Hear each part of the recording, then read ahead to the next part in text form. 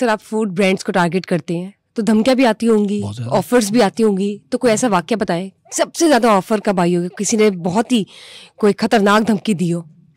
खतरनाक धमकी तो ये हुई कि हड्डियां भी टूटी हैं, पर्चे भी भुगते हैं, लोगों ने पीछा भी किया है, कई बार मैं रुपोश भी हो गया हूँ, शहर छोड़ के भाग गया हूँ, फिर दोबारा आ गया हूँ, ये सारा कुछ फेस किया। लेकिन किन वजूहात की वजह से, मतलब कौन से खाने थे? एक स्टेज पे ऐसे हुआ कि हमारे से सारा कुछ छीन लिया गया, गन पॉइंट पे हमें खड़ा कर लिया गया, कलमा पढ़ लो, ठीक, ऐसे भी टाइम आए हैं।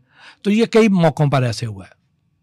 तो ये बताएं ना, वो कौन से खाने थे जिन पर आपको धमकी आना शुरू हो गई, या कौन सी फूड टेस्टिंग आपने कर ली थी ऐसी? एक टॉफियों की फैक्ट्री थी, तो अब वहाँ पे उन्होंने पहले तो जो चूंकि मीडिया को तो अंदर जाने की इजाज़त नहीं थी, उन्होंने हमें नहीं जान दे रहे थे, फूड अथॉरिटी वाले जा रहे थे, उन्हें ये लगा कि शायद मेरा जो हुलिया था, मैंने सफारी सूट पहना हुआ था, तो उन्होंने लगा कि ये भी कोई अफसर ही है, उन्होंने मुझे भी जान दिया, मेरी कैमरा टीम को नहीं जान दिया।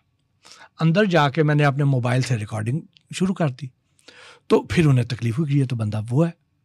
फिर उसके बाद उन्होंने गेट बंद करा दिए, फिर हमें सारा कुछ छीन लिया, फिर उन्होंने खड़ा कर दिया। इसी तरह एक बड़ा मशहूर टिक्का था। लेकिन ऐसा क्या, किस तरह बन रही थी वो टॉफियाँ? टॉफियों में वहाँ पे बेपनाह गंदगी थी, बेपनाह गलाजत थी, इंडस्ट्रियल कलर्स थे, दुपट्टे रंगने वाले रंग थे उन टॉफ़ियों में, और जो टॉफ़ियों के नीचे जिस पैन में वो उसका टॉफ़ियों का मावा जो है उसे ठंडा करते थे, उसके नीचे एक पाउडर था, क्योंकि टॉफ़ी को जब रैप करते हैं तो टॉफ़ी जो है उसका लेबल उस टॉफ़ी के साथ चिपक जाता है, राइट। उसे चिपकने से बचाने के लिए उसमें वो नीचे सोप स्टोन पाउडर बिछा देते थे।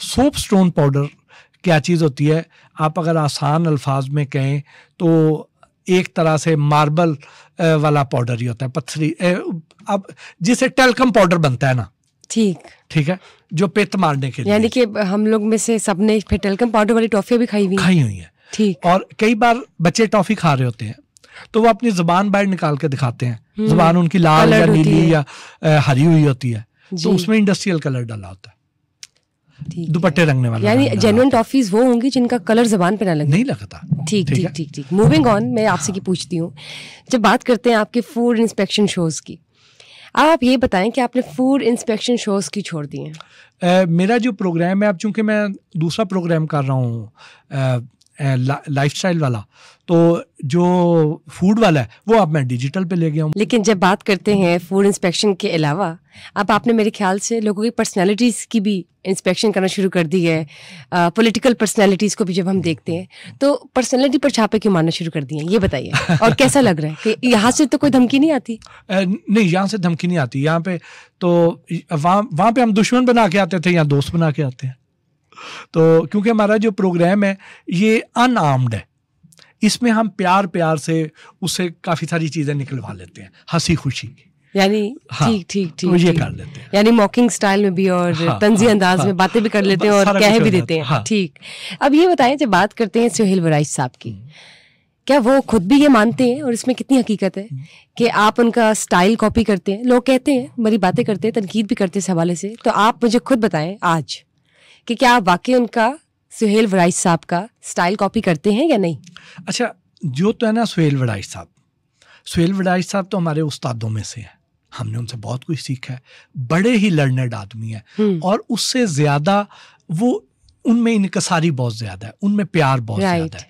और जो मेरे वाला है जो स्टाइल, ये शायद नेचुरल है, मैंने कॉपी तो नहीं मैं करता, रिजेम्बलेंस कुदरत इत्तफाकी तौर पे हो जाए तो वो कुछ नहीं कह सकते, लेकिन ये है कि मैं उन्हें आइडियलाइज करता हूँ, मुझे अच्छे लगता है। और कभी उन्होंने इस हवाले से कोई बात की आपसे? कई बार ऐसे बात हुई है, बल्कि मैंने उन्हें खुद बताया, जब हमने प्रोग्राम शुरू किया तो एक हमारा कोई अवार्ड सेरेमनी थी, उसमें मैं और सुहेल साहब हम दोनों बैठे हुए थे उधर स्टेज पे, तो मैंने उन्हें कहा कि बड़े आदमी हैं, पता नहीं उन्होंने मेरा प्रोग्राम देखा भी है या नहीं, तो मैंने उन्हें कान में कहा, मैंने कहा सर मैं भी तुहाडे वर्गा प्रोग्राम ना शुरू किया है। कहते हैं हाँ मैं वेख्या, अच्छा कर रहे हो तुसी, लगे रहो, करना चाहिए।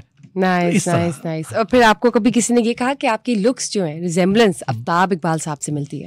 ये भी मेरे लिए अगेन एक एजाज की बात है। आफ्ताब इकबाल साहब इतने बड़े आदमी हैं, तो अगर मैं उनकी तरह मेरी कोई रिजेम्बलेंस है तो मैं तो इसे अपनी खुशकिस्मती समझता हूँ। कभी उन्होंने कहा ये खुद से आपसे कभी बात हुई आपकी या किसी नहीं, और कभी आफ्ताब साहब ने तो ऐसी बात नहीं की, लेकिन वो बड़े भाइयों की तरह है और बड़ा प्यार देते हैं। जब हम बात करते हैं कोल्ड ड्रिंक्स की, आइसक्रीम की और शहद की, ये बताएं हमारे घर में ये तमाम चीज़ें मौजूद होती हैं, बल्कि वो तमाम मसाले भी किचन में, वो जो चीज़ें रोज़ हमारे घर में मौजूद है, हम खा रहे हैं, हमारे खाने में इस्तेमाल हो रही है, उनमें से कौन कौन सी चीज़ें हैं जो सेहत के लिए बिल्कुल भी ठीक नहीं है लेकिन हमारी ज़िंदगी का हिस्सा है? बारी बारी नाम लेते जाए, मैं बताता जाता हूँ। शहद, ये जो डिफरेंट ब्रांड्स के शहद आपको मिलते हैं, क्या ये वाकई 100% प्योर शहद है या नहीं? नहीं, ज़्यादातर जो शहद है ना वो आपको खालिस नहीं मिलेंगे। ठीक है, ठीक। सबसे पहली चीज़ ये है कि आप ये चीज़ ज़हन से निकाल दें कि अब ऑर्गेनिक शहद हमें मिल रहा है। ऑर्गेनिक शहद तो बहुत ही रेयर हो गया। ये वही है कि जिसने अपने सामने किसी दरख्त पे छत्ता लगा हुआ है और देख के उतरवा लिया है, तो वो तो ऑर्गेनिक है। अदरवाइज जो मेजॉरिटी है ना वो फार्मी शहदों की है। अब जो फार्मी शहद है उसमें भी अच्छे मेयार के शहद हैं। वो अच्छे मेयार के कौन से हैं कि उन्होंने अपनी जो मक्खियां हैं शहद की, डब्बे उन्होंने रखे हुए हैं और वो किसी बाग में चल जाते हैं और मक्खियां उस बाग में से फलों और फूलों का नेक्टर लेके आती हैं और उससे शहद तैयार करती हैं।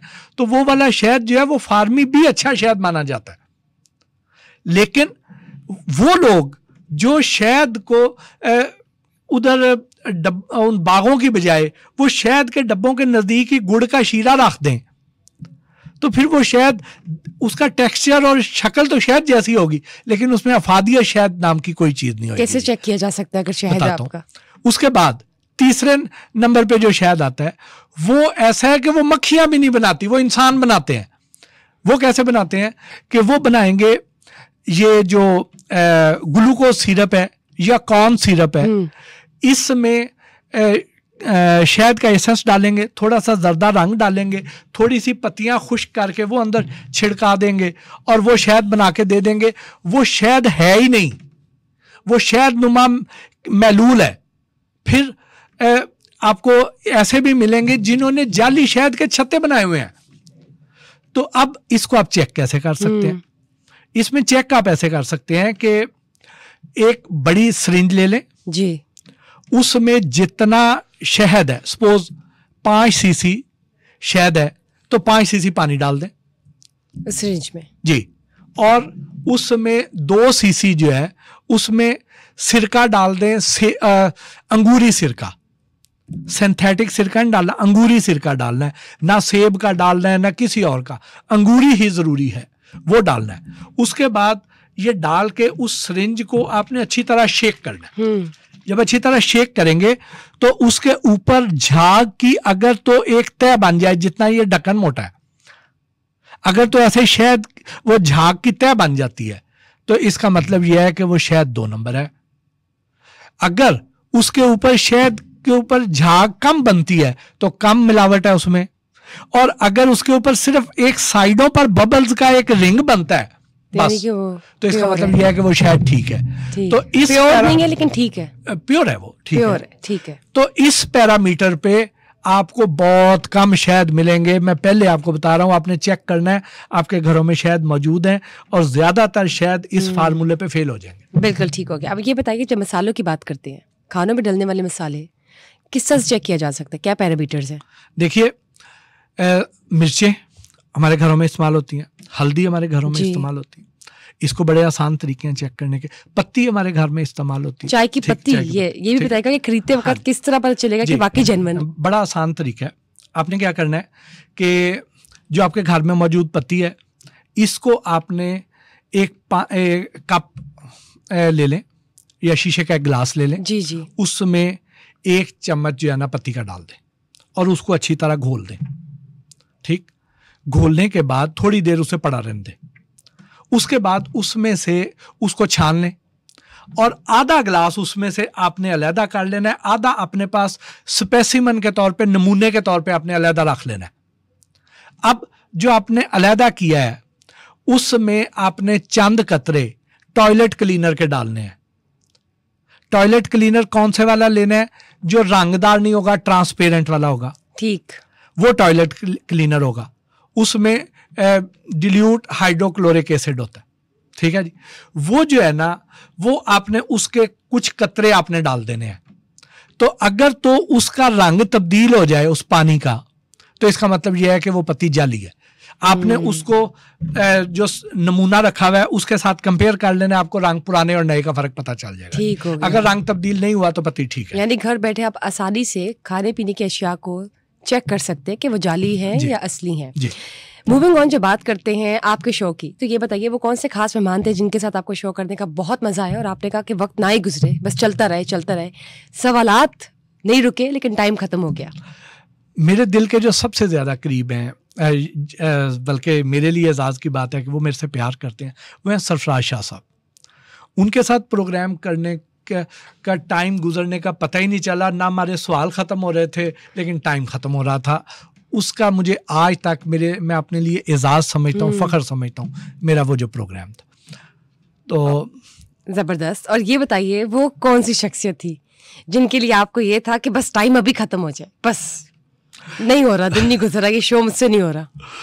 हाँ, उसमें दो शख्सियात, एक आज़ाद कश्मीर के एक आला तरीन ओहदेदार के साथ हमने प्रोग्राम किया था और वो सबसे मुश्किल प्रोग्राम था, बड़ा ही मुश्किल, उसमें हमने अपने आप पे कंट्रोल किया।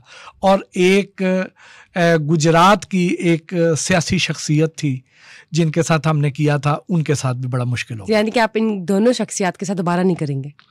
मैं नॉर्मली मैं प्रोग्राम करता ही एक बार हूँ। हमारे पास अभी तो ऐसे प्रोग्राम भी बहुत पड़े हैं जो हम अभी रहते हैं। फूड इंस्पेक्शन तो आप पूरे लाहौर, पंजाब, पाकिस्तान की करते हैं, लेकिन ये बताइए जब बात करते हैं आपके अपने किचन की, तो आपके अपने घर में कौन सा दूध आता है? खुला आता है कि डब्बे वाला? खुला।